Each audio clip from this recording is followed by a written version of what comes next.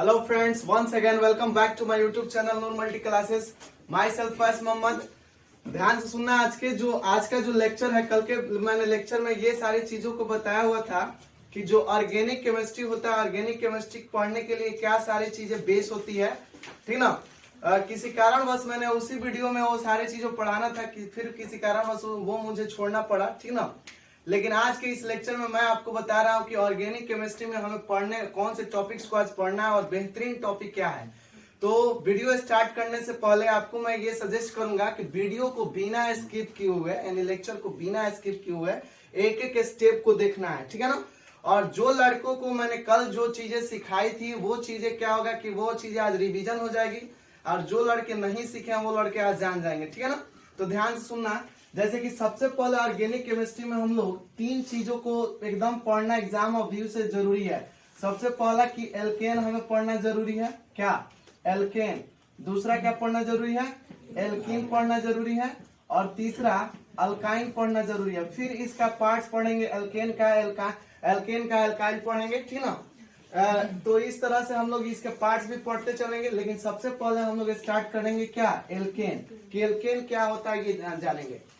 तो ध्यान से देखना, एल्केन के बारे में हम लोग जब एल्केन स्टार्ट करने जा रहे हैं, तो एल्केन स्टार्ट करने से पहले मैं आपको ध्यान से सुनना। सबसे पहला ये कि ये एन है, ये इसका सफिक्स है। क्या नाम है, सफिक्स है। सफिक्स नेम इसमें क्या है, एन है। तो यहाँ सफिक्स नेम इसका एन लिख देंगे। मतलब कि जैसे मान लो कि हम देखे होंगे, जैसे गांव में देखते हैं, लोग कहते हैं कि हमारा नाम अब्दुल गफ्फार खान है, तो लोग जानते हैं कि हाँ चलो भाई ये खान फैमिली से बिलोंग करता है ना। मान लो कि कोई लड़का कह दिया हमारा नाम श्री नीतीश कुमार सिंह है, तो सिंह जो सिंह है वो किस पे बिलोंग करता है, चलो इस सिंह कास्ट से बिलोंग कर रहा है, ठीक ना। तो जो नाम के लास्ट में लगता है ना, उसको हम लोग क्या कहते हैं, सफिक्स। क्या कहते हैं, सफिक्स। और जो नाम के पहले लगता है, मान लो श्री लगे या जनाब लगे या कुछ भी जो नाम के पहले लगता है, उसको हम लोग क्या कहते हैं, प्रीफिक्स कहते हैं। क्या कहते हैं, प्रीफिक्स कहते हैं। ये चीजें याद होनी चाहिए। तो ये सफिक्स नेम इसका एन होता है, किसका, एल्केन ग्रुप का सफिक्स नेम क्या होता है, एन होता है। अब इसी का एक चीज याद रखना, जनरल मॉलिक्यूलर फॉर्मूला जिसको जीएमएफ कहा जाता है, जीएमएफ होता है CnH2n प्लस 2 होता है, CnH2n प्लस 2 होता है। Where n is equal to orbit number, where यहाँ लिख देते हैं n is equal to orbit number, यानी n जो होता है वो ऑर्बिट नंबर होता है। और n की जो वैल्यू होती है, n is greater than and equal to 1, यानी n का जो मान होता है वो 1 के बराबर और 1 से अधिक, माने 1 लेंगे और फिर 1 से अधिक लेते चलेंगे, ठीक है ना। देखो कुछ नहीं है ऑर्गेनिक केमिस्ट्री, बस ध्यान से सुनते चलो, सारे चीजें समझ में आ जाएंगी, ठीक है ना।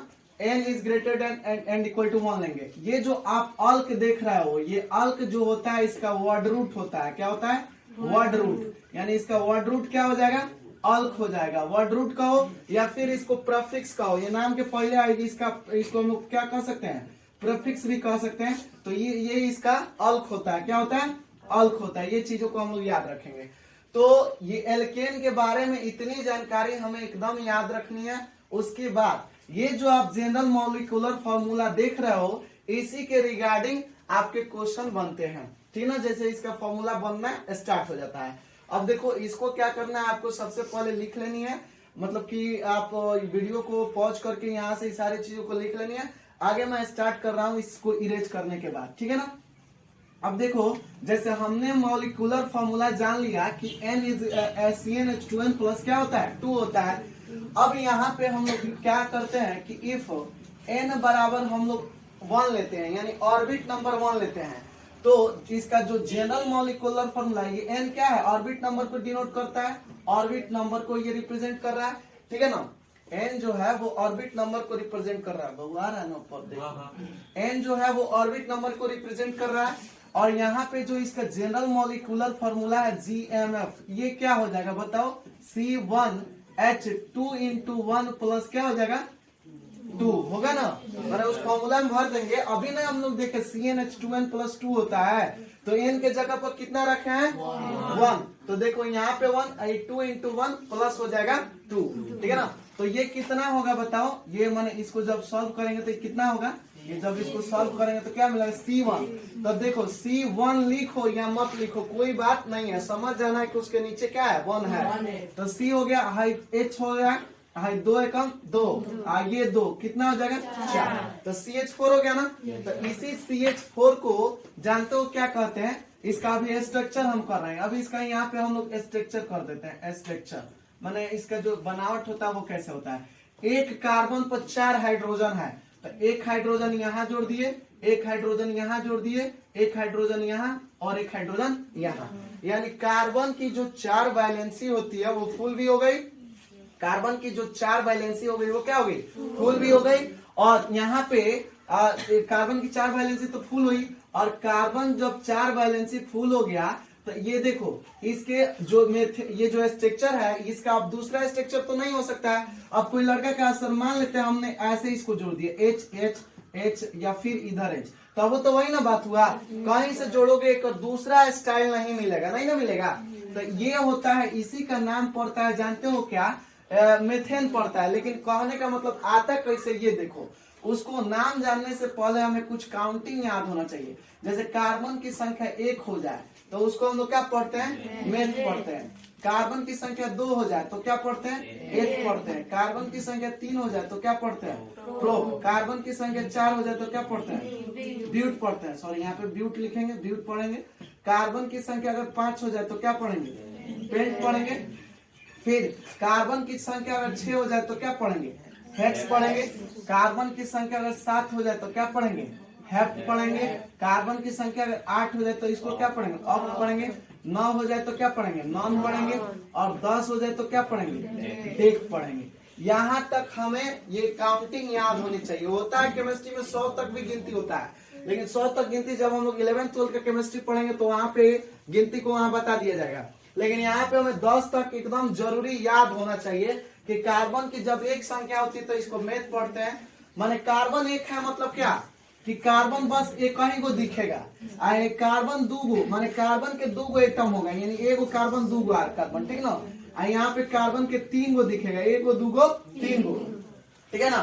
और सब अपना वैलेंसी फुल रखेगा। अब यहाँ पे हम सिंगल बॉन्ड से खाली जोड़ दिए हैं, लेकिन सब अपना वैलेंसी क्या रखेगा, फुल रखेगा।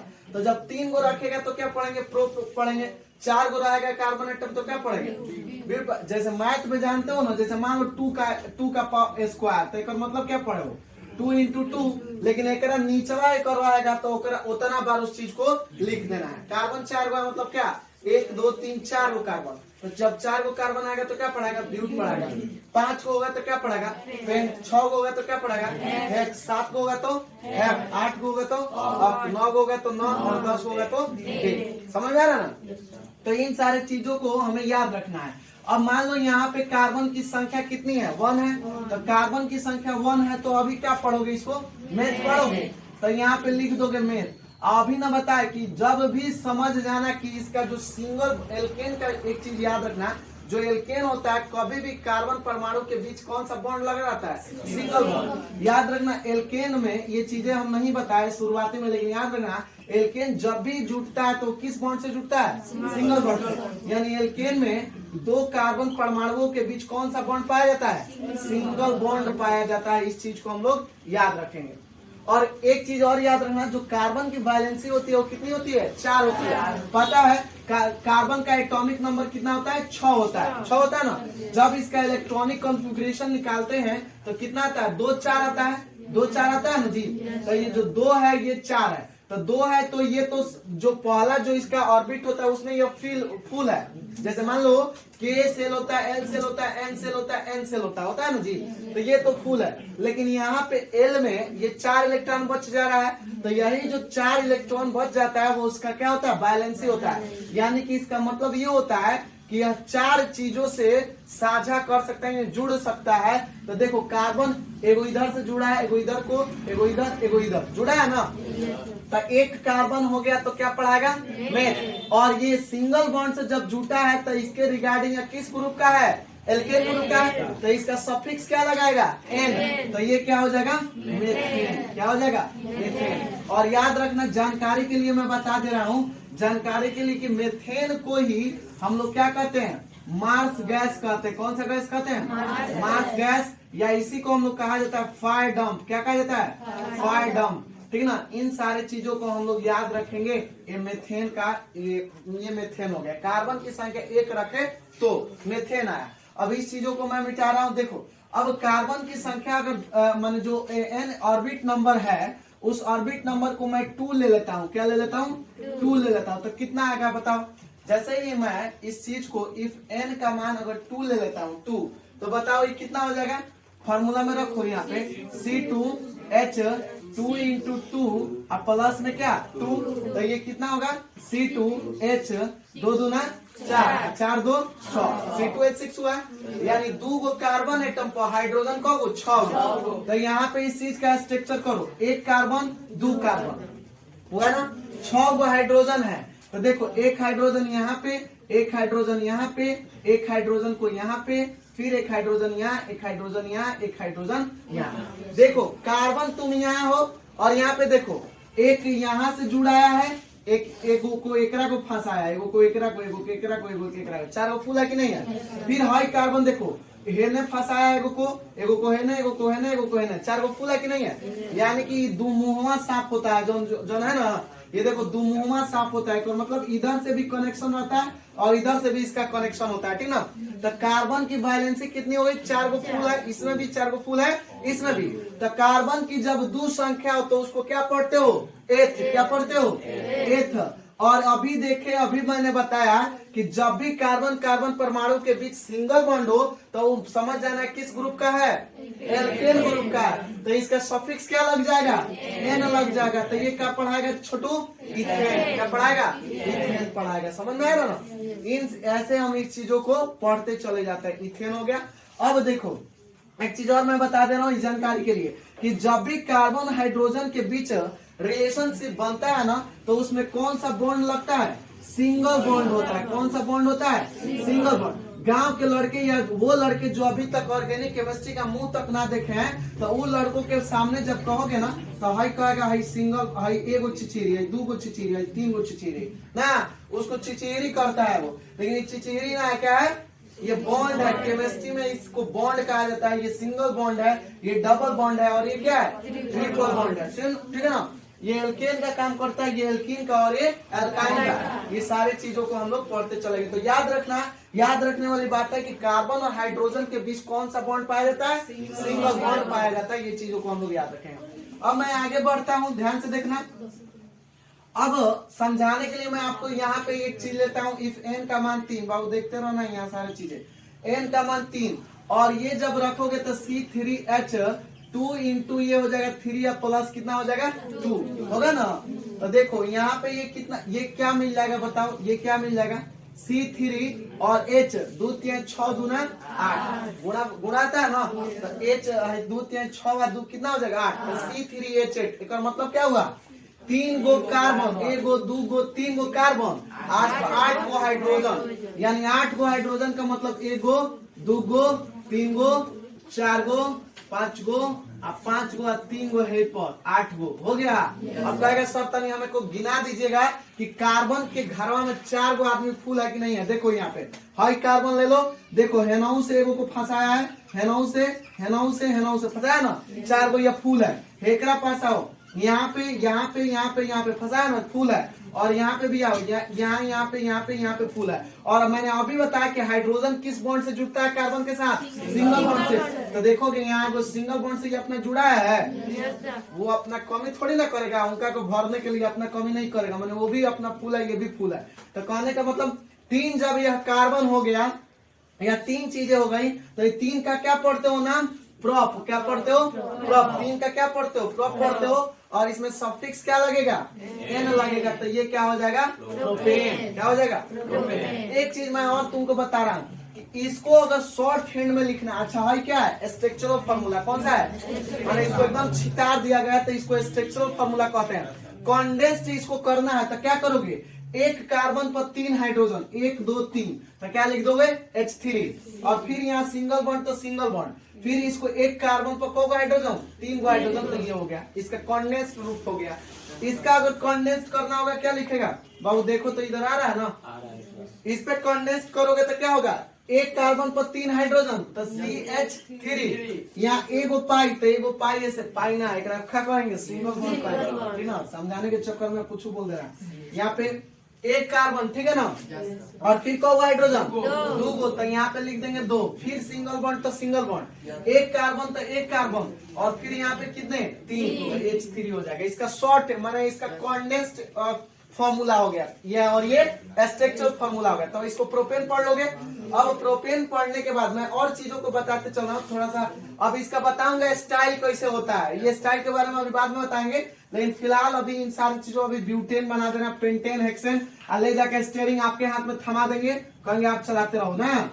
अब देखो ब्यूटेन को कैसे करोगे। अब n का मान जैसे ही 4 लोगे, इफ n बराबर 4 तो ये कितना होगा बोलो तो छोटू, C4H 2 into 4 plus 2 तो कितना होगा C4H 4 दूना 8 2 10, यानी 4 गो कार्बन और को हाइड्रोजन 10 गो।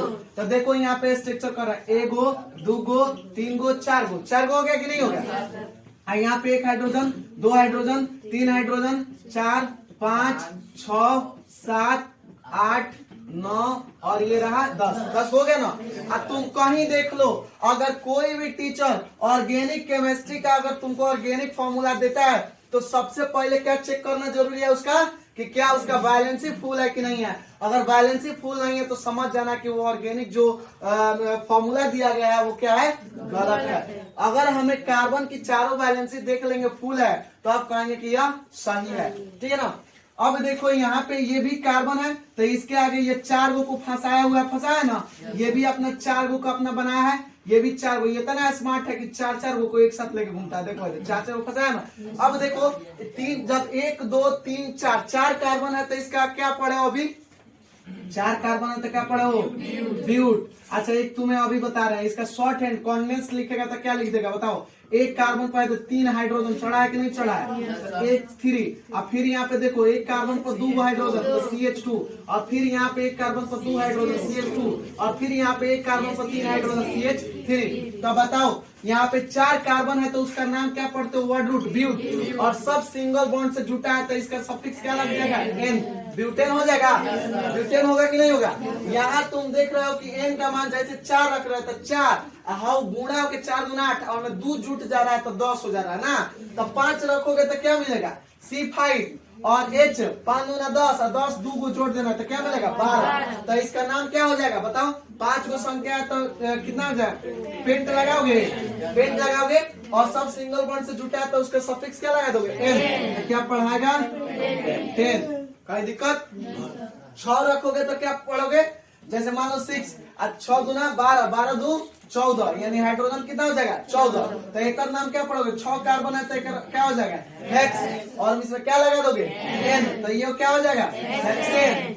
इसी तरह हेप्टेन ऑक्टेन नॉन डेकेन हो जाएगा, कहीं दिक्कत। तो इन सारे चीजों से जो मैंने चीजों को यहाँ से छोड़ा हुआ है उन सारे चीजों को आपको बनानी है, यानी वीडियो को पूरा आप देखोगे तो हर एक चीजें आपको समझ में आ जाएंगी।